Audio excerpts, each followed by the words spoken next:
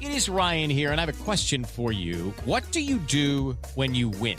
Like, are you a fist pumper, a woo-hooer, a hand clapper, a high-fiver? If you want to hone in on those winning moves, check out Chumba Casino. Choose from hundreds of social casino-style games for your chance to redeem serious cash prizes. There are new game releases weekly, plus free daily bonuses. So don't wait. Start having the most fun ever at ChumbaCasino.com. No purchase necessary. VGW Group. Void where prohibited by law. 21 plus. Terms and conditions apply.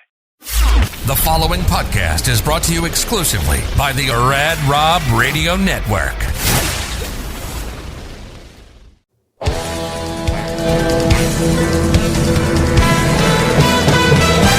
Welcome to Straight Up 5 with Johnny Petraglia Jr.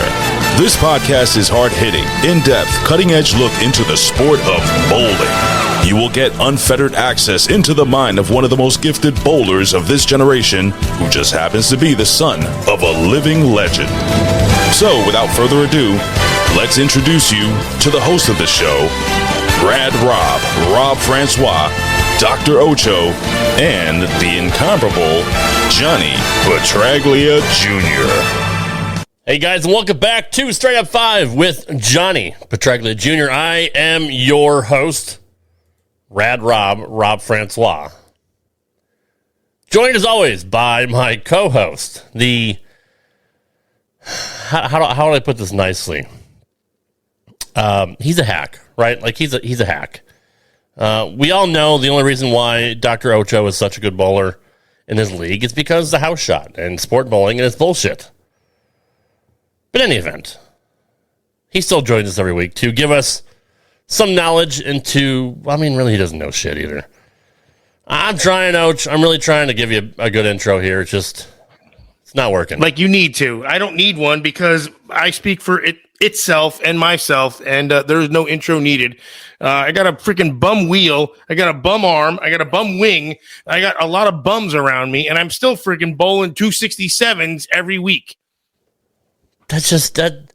Something is wrong with that. Like literally, you're not that good. Yeah, I walked in with the big red wiffle bat that night purposely, and I was like, guys, guess what? I'm using the big red wiffle bat tonight. Yeah. And they were like, okay, maybe you can come down to my level. And so I did. That's fair. No, that's fair. Especially, at least you openly admit that you're using the big red. I had to. I was like, guess what? I'm going to take a ball that was a recent ball from 2008. One that won't overhook because it's now a marshmallow and still won. What color is that ball? Purple. Johnny, what ball is it? That's a little vague. Judging by his history with his colorblind, I think he's talking about his wrecker, which is blue and ivory.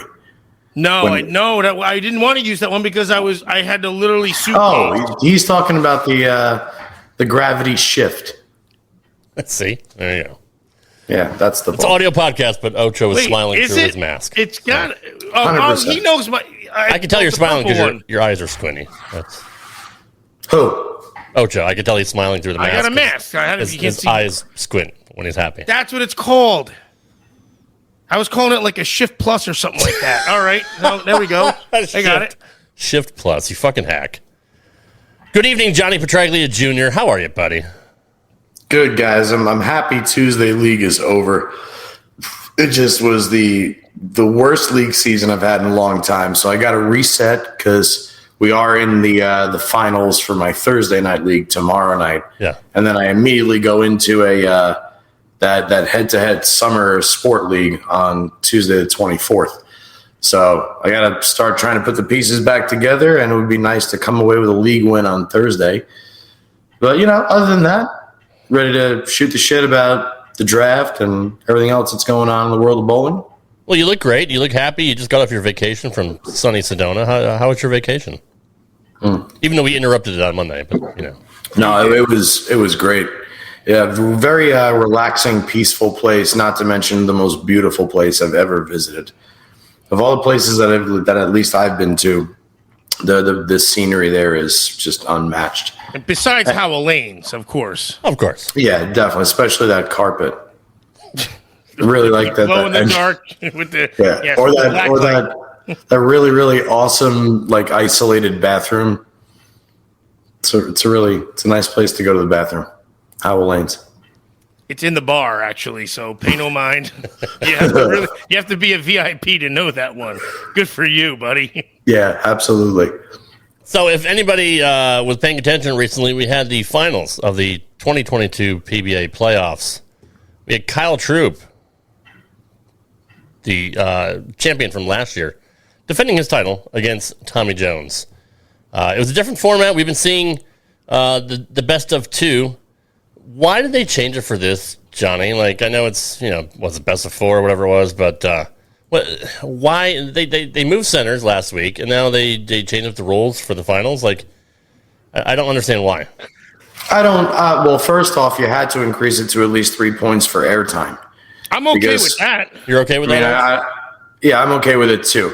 Plus, typically, the more games is there's a more decisive winner.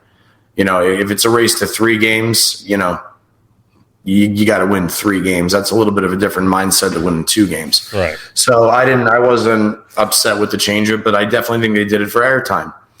Because if they only have 2 matches to bowl, 2 matches are typically completed in an hour when you add commercial break and like the opening segment and somewhere in the middle with the interviews. Right. So I think they did it A for television, B for now you're bowling for the $100,000, you got to win another game. You got to do it this way. So you have to experience more transition, more emotion, more of everything that's going on, and you still have to execute it in this position. Hey, Johnny, real quick, what is the allotted time? Because usually for like an hour broadcast in regular television, it's usually about, I think, like 18 minutes of commercials or something like that. Yeah, it's like 42 minutes. 17 minutes. 42 minutes of actual show, I think. It's like 30 minutes is usually 7 minutes of commercial, something like that. Yeah. Like so for 2, what was it? An hour and a half, I guess. Well, maybe the ABC used to do an hour and a half. ESPN's fluctuated from an hour and a half. Now they do 2. What was this broadcast? What was the broadcast for this weekend? It was on Fox. How long was it? An hour and a half? I think it was 2 hours. Wasn't it was 2 hours. Yeah. Oh, so okay. Oh, so they have to allot in case it goes to the whole time and still correct. So per hour, it's usually they have to figure there's 40 minutes of bowling per hour, I would think, right? Absolutely, yeah. Yeah, live sports is difficult to kind of allot certain time for. To time out the show. They mentioned that. They mentioned that too. They even mentioned like the commercial break coming out of it, something like that. Like, which is the one thing where we always kind of complain, but that's the one thing they do. They say, the guy was sitting for 3.5, 4 minutes. Yeah. It's one of the things that you go, oh shit, that really is a difference, I guess. You get out of your rhythm sitting there for 4, 5, 6 minutes. And you bowl in a 5-man league. You're like, geez, I don't bowl forever. Right. Yeah. Yeah, absolutely, exactly right. And I do like the introduction of the shot clock, which they've had for the last, 10, 15 years. I don't think they had that back in the day, did they, Johnny? The shot clock? Yeah. That's been around for quite some time. It has, okay.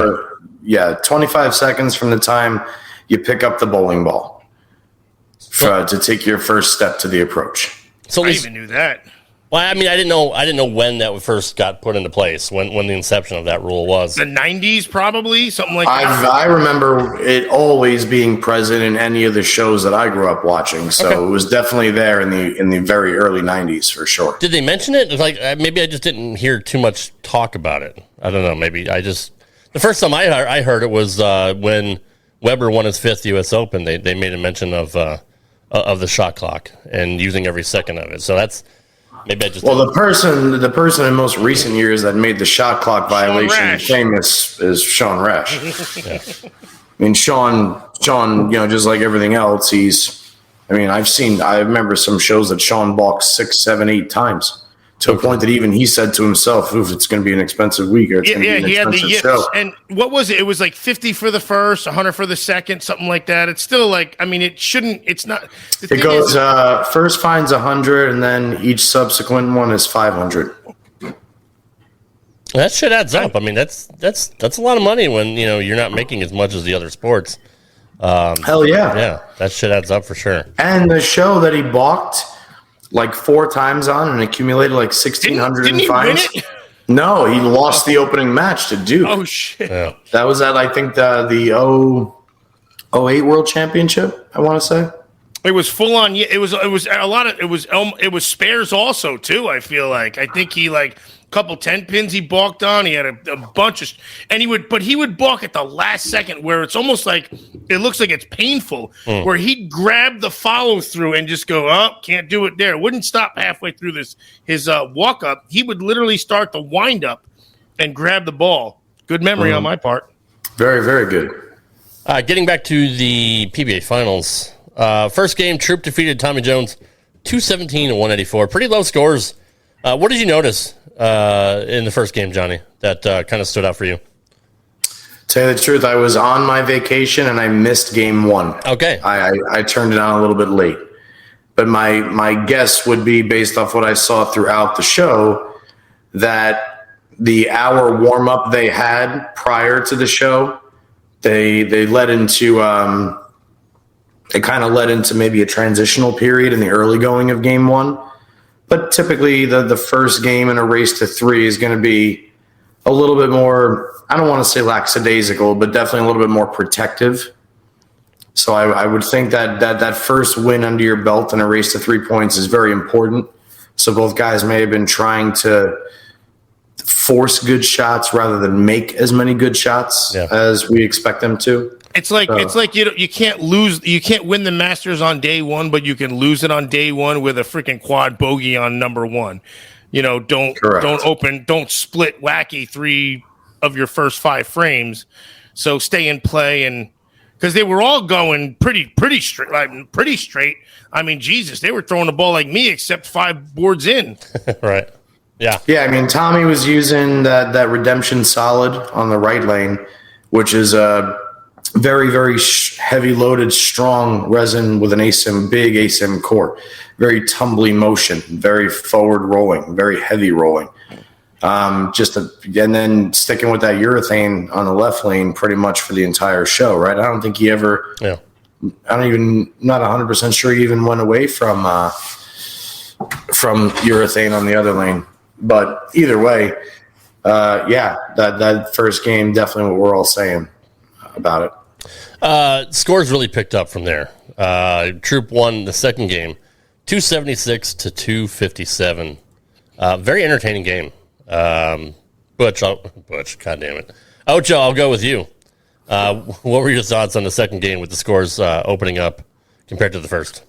I mean, did they both have the front 5 in that game, or somebody had a quick open, but it was a 9 spare? Either way, it was like about 3/4 of the way through the game, the match was still 300-279. Yeah.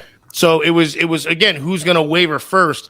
But I also saw again, they were hitting shots because it was starting to kind of waver a little bit down lane. I felt like it was almost like if you got it a little too wide down lane, for some reason, Tommy's overhooked and Kyle's laid off a little bit, but they didn't miss and they still got carry. And I think that also transpired in the third game is when all that transition did take place. What's the difference there, John? I mean, is it because one's a 2-hander and one's a traditionalist? I mean, it's just which is weird because you think the 2-hander would overhook. Is it the ball? Like what do you? Is it the path that they're on? What?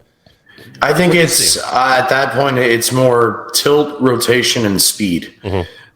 Tommy is traditionally more behind it than Kyle, and he's certainly more firm than Kyle.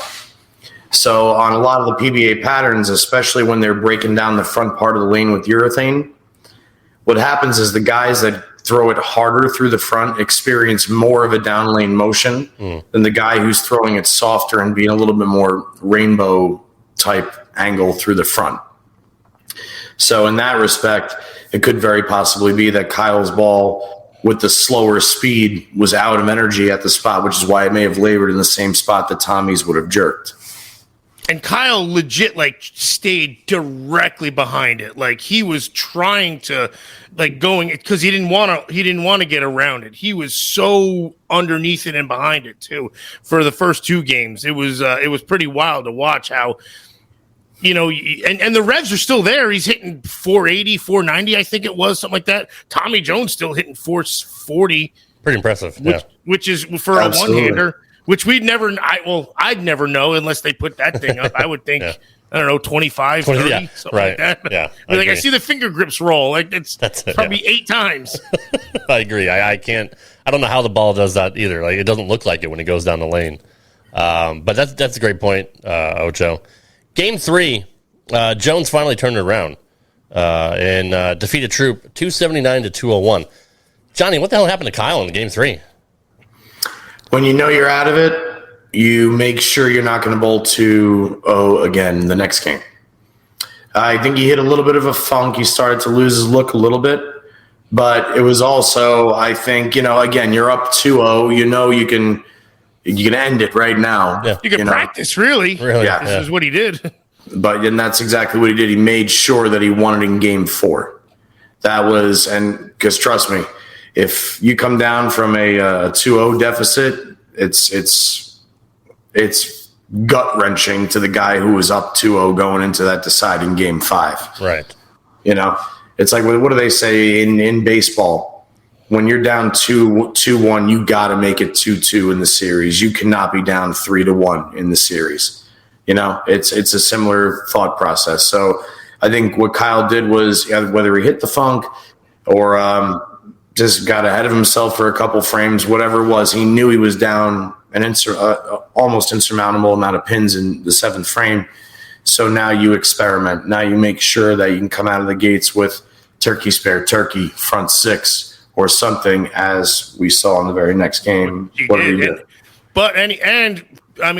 They jumped. He jumped left.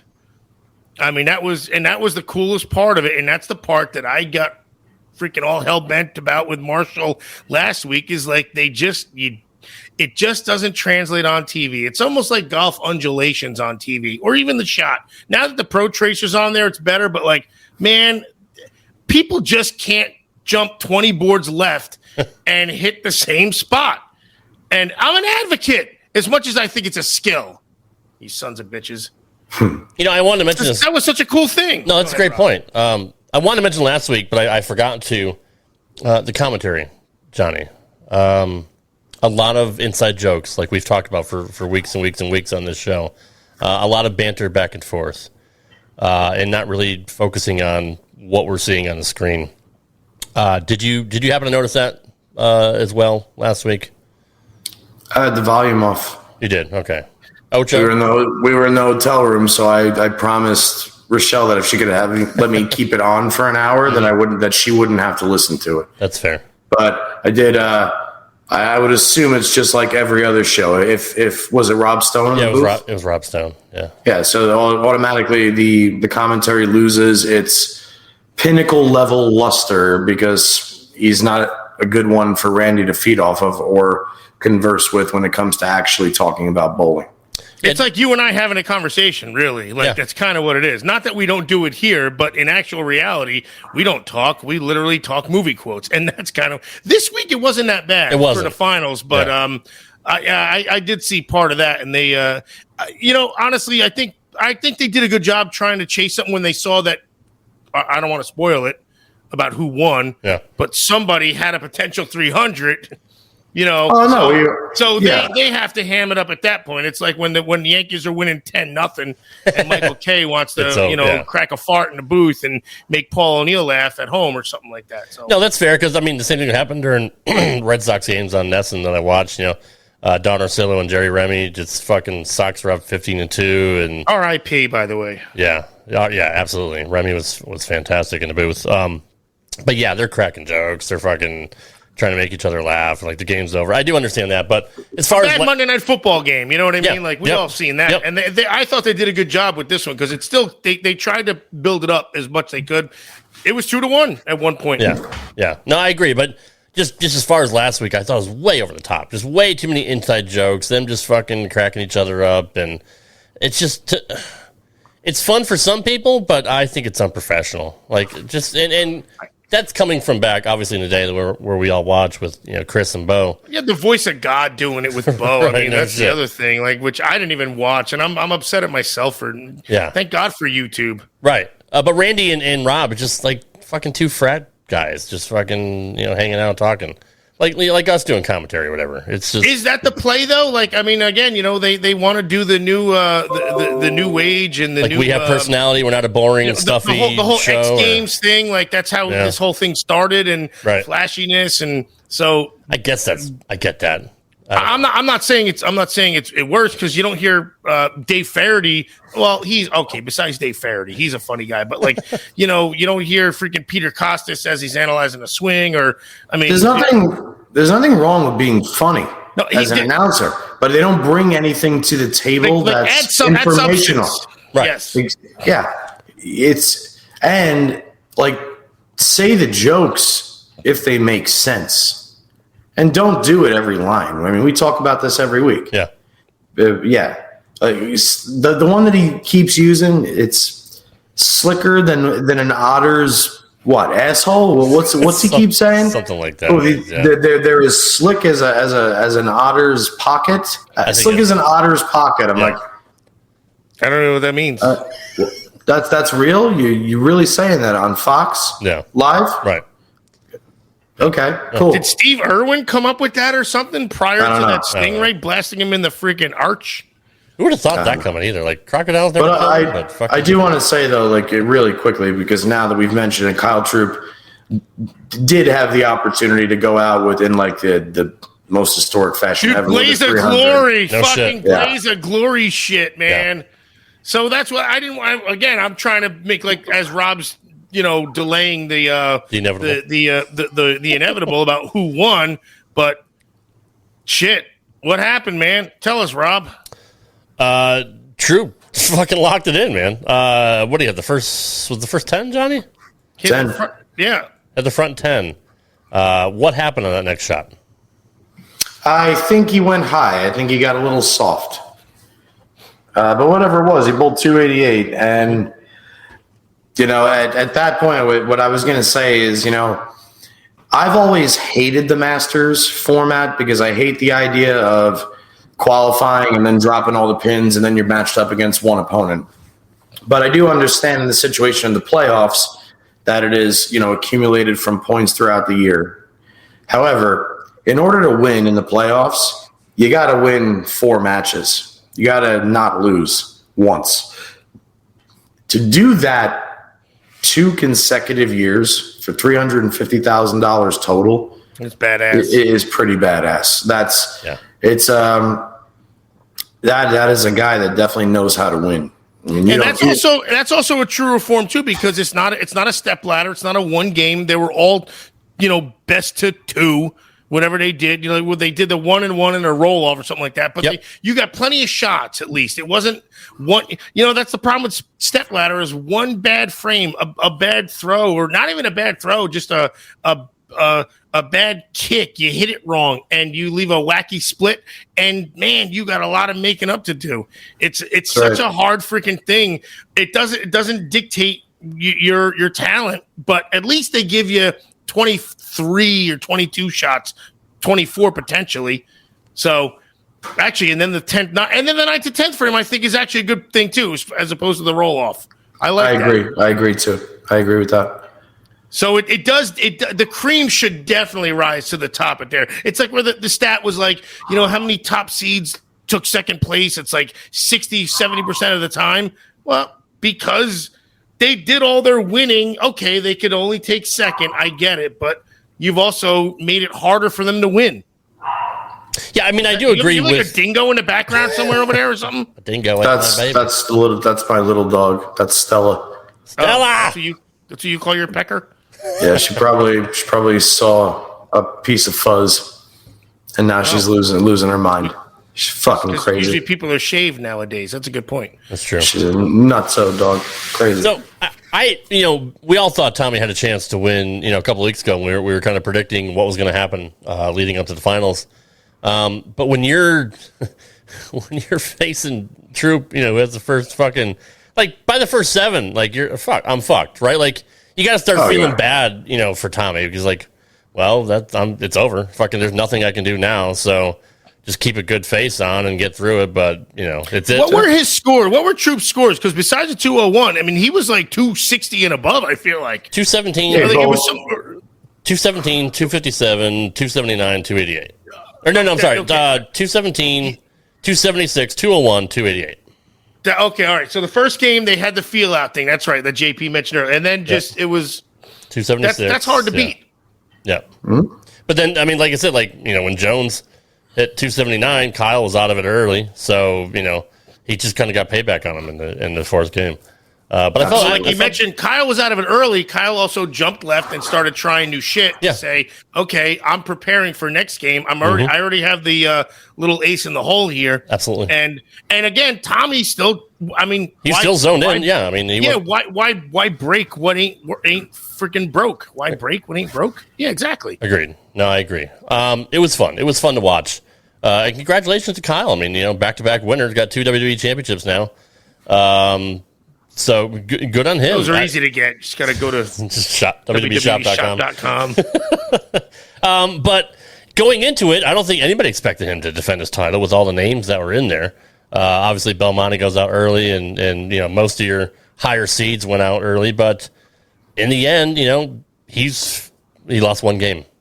It's a pretty fucking stellar record in the playoffs. He lost one game. That's it. It is pretty impressive. Yeah. It's really, it's extremely impressive. Ocho, what do you think of Kyle's playoff run? Impressive. Pretty impressive. Such an asshole. I've been talking the whole fucking time. I don't know shit about bowling. I'm just a fucking athlete. I'm just trying to make you look good. I don't need a goddamn big red wiffle bat like most people. Goddamn, pal. You might need a Snickers, though. You're getting a little cranky. Nah, I got fucking, dude, I still got arms, man. The Snickers Waco Wonders. Let's get into that. Let's get into the 2022 PBA League draft. What the fuck happened? Yeah, you tell me, buddy. I watched it live on the Bone and Xano Zone show. Could you imagine if the New York Yankees' real name was the Snickers Waco Wonders? Dude, did you ask your dad about it? The dynasty that is the Waco Wonders. Did you ask your dad why he named the team that? He didn't. He should. You need to report back on that next week. It's so embarrassing. It's just so shitty a name. I'm like, Dad, I can't root for your team. I can't root for the Waco Wonders, sponsored by Snickers. Should say sponsored by David Koresh. That would be great. That would be right. Parker Bone showed up on the Bone and Xano Zone show today once he got drafted to the Waco Wonders, and he looked good. He looked really good, really fit. He's a great talker. We really need to get him on the show. He looks fit. Point. He's been the same size since high school. But he's in his 50s, right? This guy's great. Dude, he's freaking. I think he's 12 years older than me. He went to my high school. He looks the same. Besides his cute little stash he used to have. He used to have a nice stash, yeah. By the way, real quick, before we dive into this, for anybody that doesn't know, the PBA draft was held today. This is where there's like 8 different teams that are composed of, say, 5 bowlers and a team captain. So, for instance, the Snickers Waco Wonders are managed by my dad, Johnny Petraglia. So this was on ESPN, I assume, because they usually host the draft. This was just on a stream on the computer somewhere. Yeah, but each team was able to save 3 of their existing players from last year, and then the draft was composed of each of the teams selecting 2 more players to bowl at Bayside Bowl in Portland, Maine. Yeah. So it's almost like they drew 2. They had their 3 cards in a poker hand and drew 2 more. Yeah, or it's like a keeper league in fantasy football, right? So what are the teams? Because this is new. Okay, let me read them off here. We have the NYC Kingpins. That's New York City, I assume, or are you yes. Really okay? Very good. Not just a clever name. Got it. And that is managed by Carolyn Doran Ballard. We have the Snickos Waco Wonder, which Johnny already talked about, managed by the legend, Johnny Page Sr. The Portland Lumberjacks, managed by Tim Mack. LAX, managed by Andrew Kane. Motown the airport, I guess. Yes. Motown. But in bowling, it's a strike. Oh, well, there you go. So that makes sense. Or me at the bar. Motown Muscle, which is Del Ballard's team. The GR Chicago Hitmen, that's Jason Couch. PBR Milwaukee Pounders. My favorite team. Yeah. Already my favorite team. Marshall Holman. So yeah, that's who I'm rooting for. The Dallas Strikers, run by Norm Duke. The Las Vegas High Rollers, run by Ameletto Monticelli. And finally, the 10th team, the Silver Lake Adams Splitters, which is run by Mark Baker. So, yeah, this is fun. And what I thought was funny. Do they live and practice in the same cities that they are teams of, like most professional teams do? Well, let's start. I'll answer that question. Great. Do you think my dad is traveling to Waco, Texas for team practices? Given his travel propensity, and Do you think Tim Mack is going to spend the next 3 months in Portland, Maine, coaching the Lumberjacks? That's fucking great. No, I love you. They're all going to convene at Bayside Bowl with screaming, chanting fans, which and are Zach awesome. Morris, Yeah, and they're going to AC Slater. Well, let's you fucking idiot. Talk about that on these RTW Rewind. Yeah, we need to do that. I miss these non-live shows. This is a debacle. That's true. So they have these teams like all right. Again, I'm not. I miss being a Elizabeth dick Berkley in Showgirls. Don't we all? I'm not being a dick in but life. Let's just think about this. So there's 10 teams. Are there like standings? Like if I go in the paper tomorrow, am I going to see the freaking Zach Ryder? Shit, the Zach Morris Showgirls in first place. No, What do they do? And do they bowl? Do they actually bowl? Yeah, they have like clash events where each team member or one guy from each team throws one ball and then the low count's eliminated. Then they have Baker matches, they have team matches, they have doubles, they have trios. Like 6 They have all different ways to accumulate they track points. them though, right? Oh, Yeah. Yeah. Right. Well, that could be. And then they take the top 4 or 5 teams or whatever it is, and then they're in the finals to win the Elias Cup. I'm looking forward to it. I didn't watch it before, but do you know who's going to be broadcasting this at all? Is it going to be like a Flo Ball, or do you know if it's going to be recorded at all? I heard the show? The league, yeah. Let's see. I can find that out right now. While you're doing that, so the draft, were there like at people's houses where like people having like a spread of like salads and like buffets? Yeah, and we just drafted so and so, and they're like, yeah. They had Tom Clark. They had Tom Clark on, and then they had all the coaches. So like Carolyn Dorton Ballard coaches the Kingpins, and Dell coaches Motown Muscle. the Motown Muscle. That doesn't sound good. What if they get divorced because of this? I hope not. Well, I mean, nobody hopes they get divorced, but I mean, Jesus, it's competition, man. The PBA League. All right, so the league isn't for a while. It's not till July. It's not till like 2032, exactly. Because they got to do the PBA Tour Finals. That's next on June 4th and 5th. That's on CBS. And then the PBA League Anthony Division Finals is on July 6th. July 7th is the Carter Division. And then July 10th is the Elias Cup Finals. Holy shit. Well, So we got a while. I can't believe Linda Carter is even part of this stuff. no shit. Wonder Woman was hot. Let's run down the draft. The Kingpins with Carolyn Dorn Ballard saved Pete Weber to their team. Your dad on the Waco Wonder saved Walter Ray Jr. The Lumberjacks saved Wes Malott. LAX kept Jason Belmonte. Del Ballard kept EJ Tackett. Jason Couch kept Dom Barrett. Marshall Holman kept Sean Rash. Norm Dube kept himself, which I fucking popped at that when that happened. Well, all the teams except one kept 3 guys. Correct. Yeah, I told you, it's like poker, man. You draw in 2. But none of the team owners were bowling, right? I think Norm might be the only one. Norm is the only one that is a coach that also competes as a bowler. Yeah. Oh, like Pete Rose. Holy shit. Yeah, that's why I thought it was funny that he kept himself. Hey, I got a question. Was I drafted? Because I didn't look. I might have been. No doctors were drafted. No, I go under just flat out Och. It's OCH. Let's see, OCH. No, you weren't picked this year.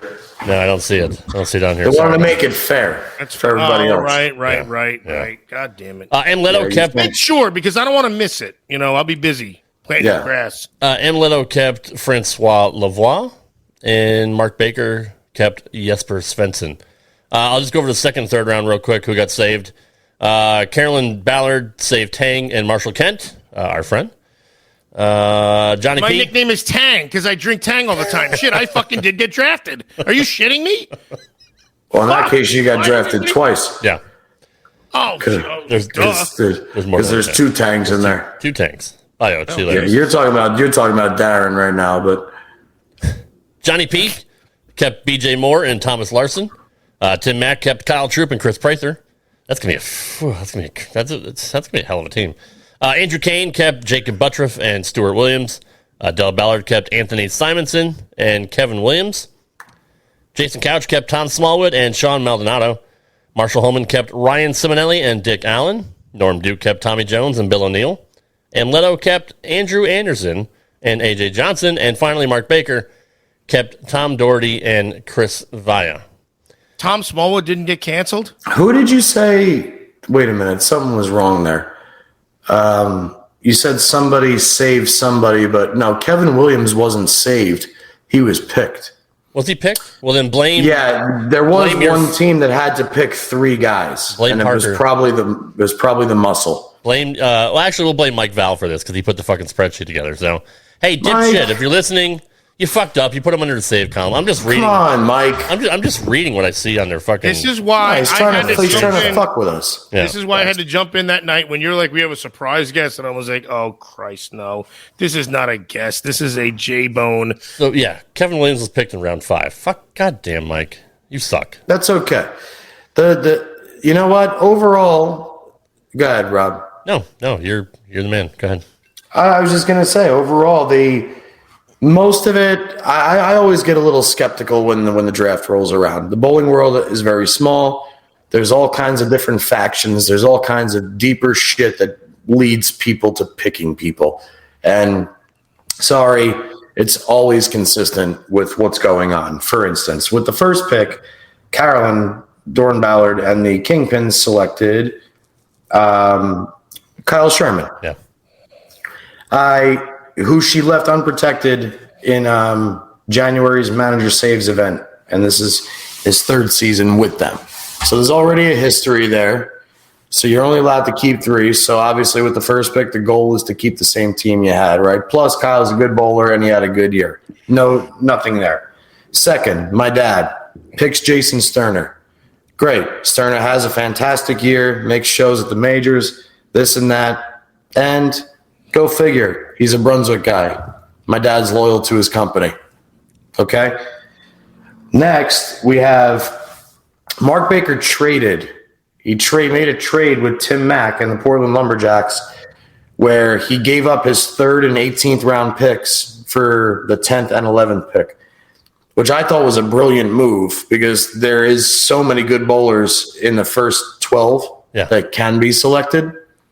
And wait, how many rounds are there? Wait, so picks. So there's picks. 20 total picks. Overall picks. Sorry, I'm thinking there's like 10 freaking first rounders, 10 second. So basically, Bakes gave up picking 3rd and second to last to pick 10th and 11th back to back. It's like fantasy style, right? Basically, is what's Pretty going much. on. Yes. Exactly.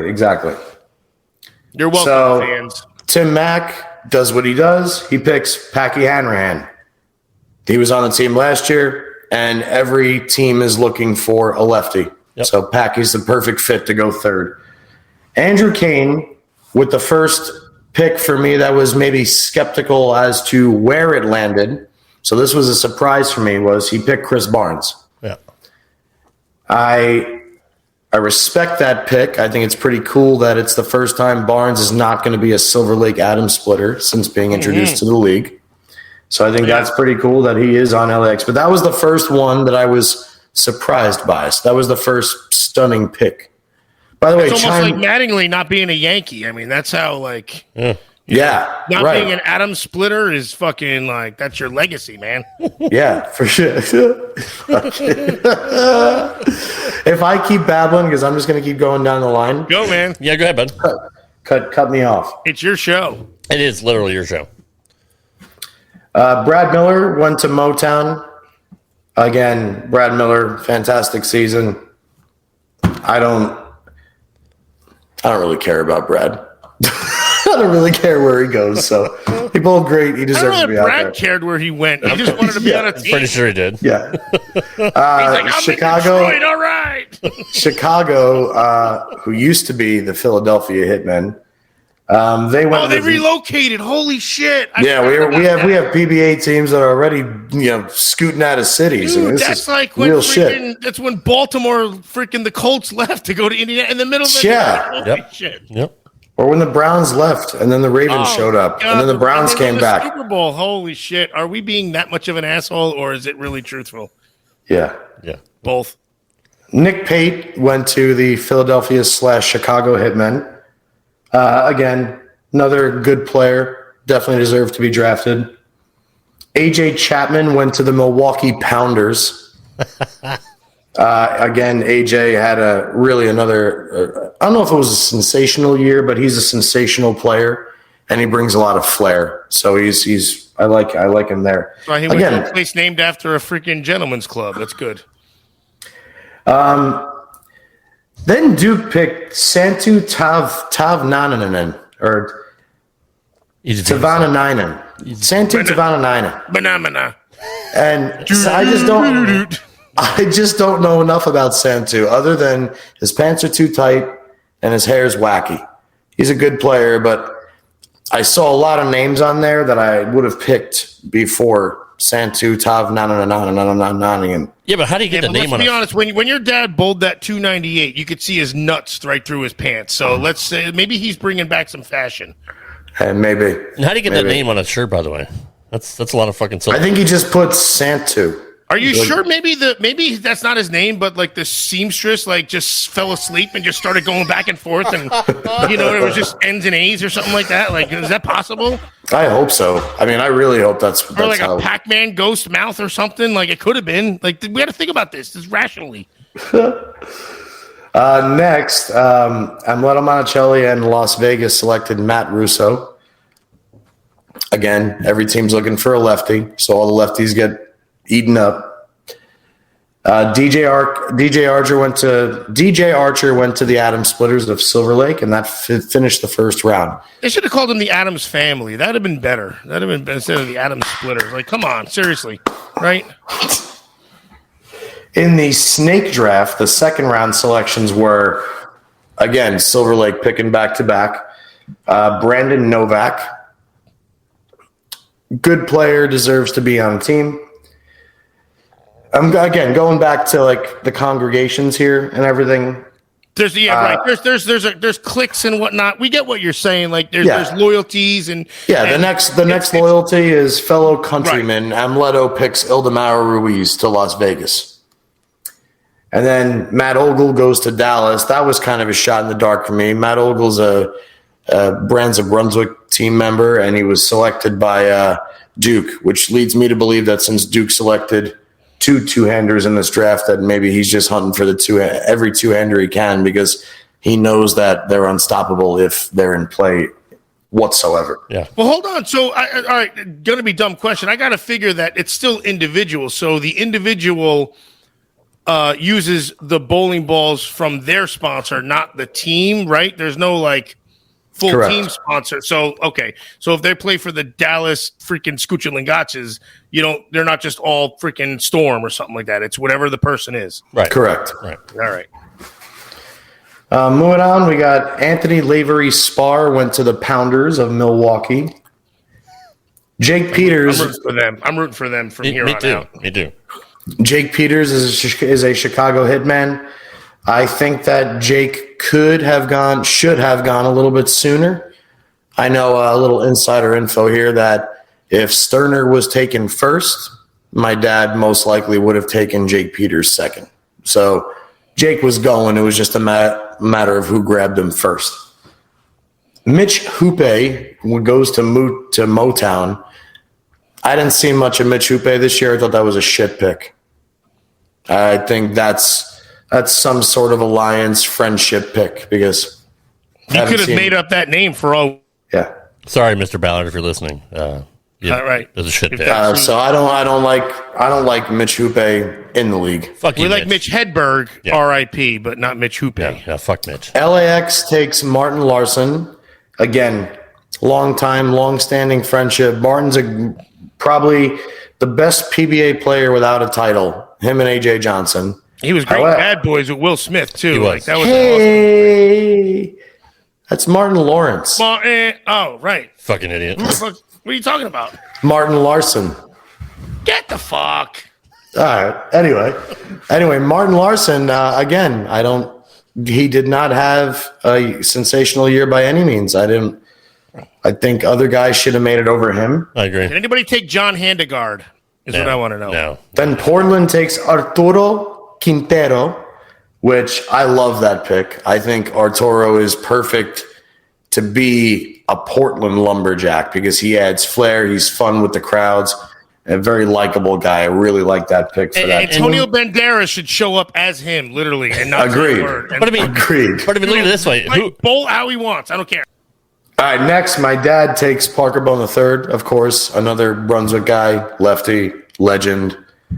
And That's then not a bad pick. I mean, but you're like, well, he's fixing a lion. No. I mean, that's a friend Who pick, wouldn't right? take him in that response? All right, go ahead. Parker was one match away from making the regular Masters show this year. Okay, then why didn't he go And- earlier then? And he's the current senior national champion, and he's won 2 of the first 4 events on the senior tour. Okay. That's why Dad, aside from all the other reasons, picked Parker. But why That's didn't an in-play guy also, by the way. But why did nobody else In-play. pick him over some of these other jabrones? Flair, buddy, Flair. Somebody would have, because after Dad, I believe either Dell or Carolyn would have picked Parker. Okay. Plus, also, it's his age too. I mean, I'm not making fun of him, but it's you only got to throw a few balls, like you said. But still, they want the current crop in there. I would think for this fun league. Yeah. But still, I mean, Parker's still a name even on the regular tour. I think. Second to last pick was Michael Tang went to the Kingpins, and again, I haven't seen much of Michael this year. He hasn't really been doing what Darren's been doing. I think that other bowlers got overlooked for him, and then the final pick, Dell Ballard, took Kevin Williams. This is Mr. Irrelevant, like in the regular draft, is the last pick, right? Mr. Irrelevant. Yeah. Actually, the boys on the Zano show were really like happy with that pick. They thought that was a great Kevin Williams? Yeah. It is a great pick. Yeah. They needed a left-hander and a two-handed lefty winning his first title this year. He's a singer, songwriter, entertainer. He's perfect for that atmosphere. He's a great pick. But I also feel that, let's say, if my dad would have taken Kevin Williams, I think Carolyn or Dell would have taken Parker. Yeah. I didn't think Parker was going to get snubbed. So really, to me, it looks like a pretty nice board. Some interesting picks. They're just, I don't think that this year, Larson, Michael Tang, Mitch Hoope have any business being on any of these teams. You're basically, it's not so much famous word strategery. It's more a little bit of loyalty, but you're still getting a good guy. Like you're not going to lose much by playing the loyal factor. Yeah, it's not like you're getting rather scrubs than in taking there. where the NFL draft legit is like we're taking the best player or the best guy that suits our needs, Best available. and right. So they tried. Plus, they know them better than we do. I would gotta figure That's too. true. Like That's true. how many bowling scouts are there? When they first mentioned Darren Tang, I thought of Darren Pang. I don't know why. I just The goalie. Yeah, I don't know why. I just Tang. It made me want Tang, to drink. That's why I thought I got drafted. I'm known for drinking Tang. I love Tang. I make sandwiches. I call them Tangwiches, man. I'm known for Tang. Fucking I want to be an astronaut. Instead, you can't wear masks out in outer space, apparently. No, you can't. Johnny, you want to touch on anything else before we wrap it up? Besides yourself? Just one more time. The Anthony Division Finals is July 6th at 8 p.m. on FS1. Carter Division, July 7th, 8 p.m. on FS1. and July 10th at 1 p.m. Again, those are all Eastern times. At 8 p.m. Eastern time on the 6th and 7th, and July 10th at 1 p.m. Eastern time on FS1 is the finals. Nice. I'm looking forward to it. I'm definitely going to be watching it because, I mean, it's a fun league, right? It's a fun format. I mean, it's almost kind of like an all-star league, really. I mean, like an all-star game, but just over a couple of different weeks. You know what? If they promoted it like that, maybe they'd probably get. The way you say that, it makes sense now. Yeah. But like they're trying to do a draft and everything. I get they're trying. That's terrible of me, but promote it like an all-star event instead, rather than fancy or have them visit be here or something. Right. Or have the teams visit different cities or something. That's what I've said. That's what I said before. Like, so they're actually going to be a traveling circus. Dad's driving to Waco for a home game.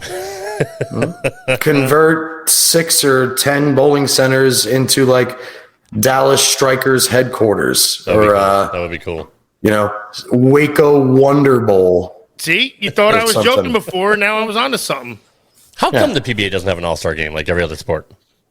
Is it because it's a skill? Because nobody watches it. Yeah. That's true. You got the best bowlers every weekend. How many times have you watched Dart All-Stars?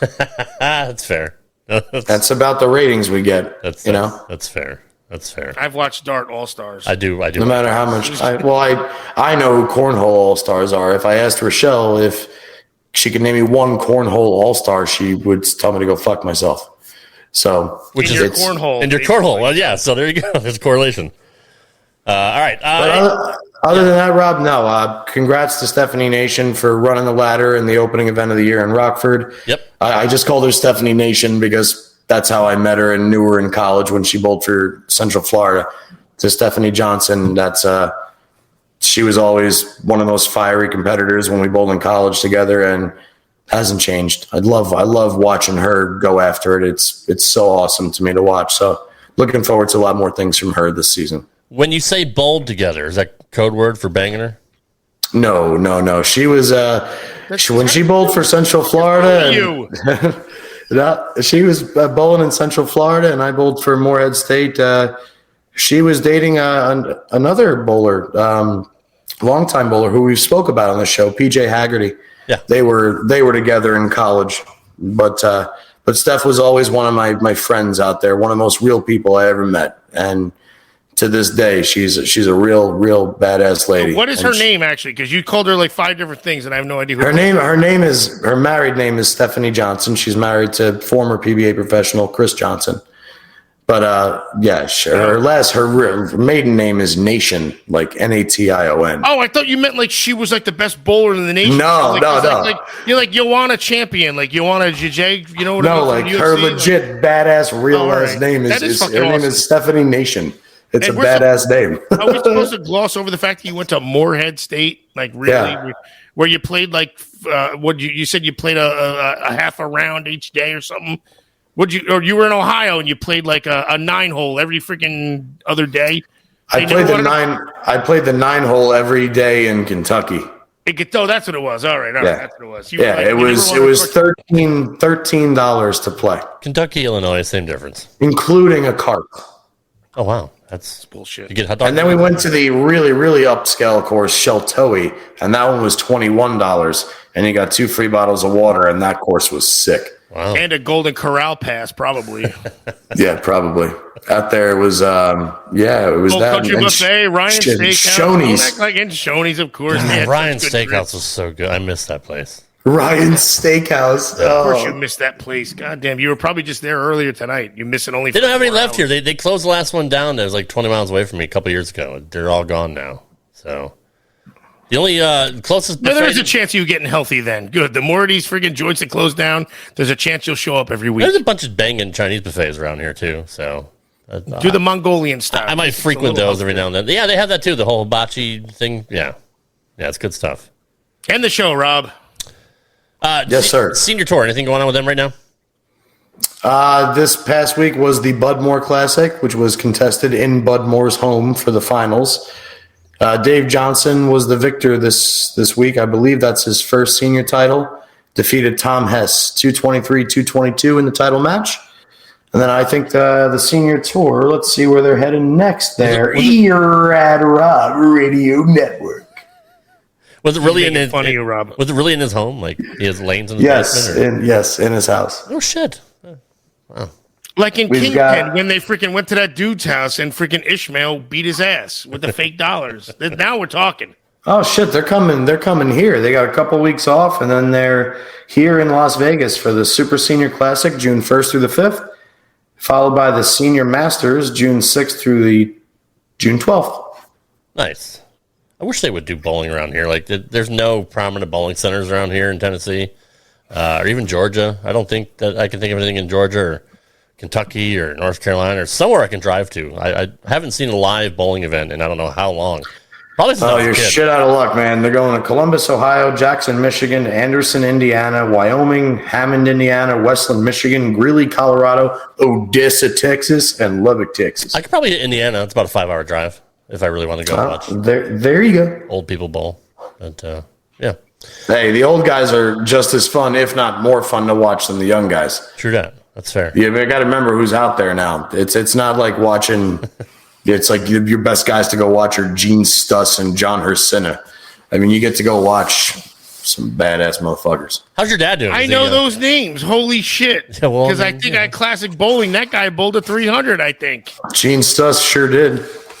Didn't he just die? Yeah, he is gone. Yes, not just, but he is gone. Oh, maybe. I don't know. And what's the other one? I don't know. You just said, I said John John Hersina. Handegard before. Oh, Hersina. And John Handegard. Yeah, those are like the studs of the senior tour. The only reason when we were I young. remember John Handegard because he would be the patient for life with his freaking arched dinosaur back that was so hunched over. And his My arm God. that went this way.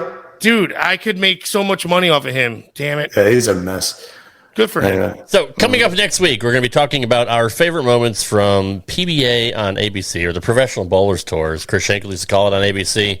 80s, 90s, up until their end, even 70s or 60s. I mean, Johnny goes way back with his knowledge, so I'm looking forward to that. It'll be a fun little show. Nothing serious. Oh, good. I'm going to actually document my 10 favorite PBA moments. That way I can actually go through them on the show. There you go. Fantastic way. And Oach, It's a great idea, Rad Rob. Red. Roll it up, Oach. It's all on YouTube, man. Johnny will give you this stuff to watch, and make sure you do your homework for next week. I was joking. I'm not doing shit. That's fair. That's cool. That's fair. Nice friend. Yeah. Good times. Ocho, where can people find you on social media? What's your Twitter handle, buddy? Fuck off. I don't know. At the Dr. Ocho. Johnny P, where you at? At JPJR07. See, I know his. Yeah, of course you do. You can follow me at Rad Rob Gaming. Again, Not E-Rad, Rob. not E-Rad Rob. Yeah, it's such an asshole. This was a fun show. We weren't live this week, so we were a little bit more unfettered than we typically were. So Yeah, talk about your email, which is 5 with an FIVE, whereas your straight up 5 podcast is just a number 5. Would you explain that, Rad Rob, please? because So when they don't get I confused. put in for the email, somebody literally had straight up 5 with a number 5 at gmail.com, and I couldn't use it. It was so- probably a freaking porno site or something like that. It was It might have been. Yeah. Yo ass was gone, so they said 5. Also, remember, please hit the like and subscribe buttons and be sure to continue following us as Leave us a freaking insanely helps. leave us Thank a you. leave us a 5-star review 5-star on review iTunes. on iTunes. Yes, it goes a long way to help us get through the algorithms. You know what? Leave us a 1-star review. We deserve it. It doesn't But matter get what a stars you review. leave, as long as you do something. And we're also on Leave us YouTube, straight up The 5. North Star. We want Yes. the North Star review. Just New search haircut. Straight Up 5 with Johnny Same dead arm. God damn it. Straight Up 5 with Johnny Petraglia Jr. is on YouTube. Just search that name and you'll find us out. Give us a sub. Like our videos. We have our live streams up there. We also have the 300 game watch along we did with Johnny Sr.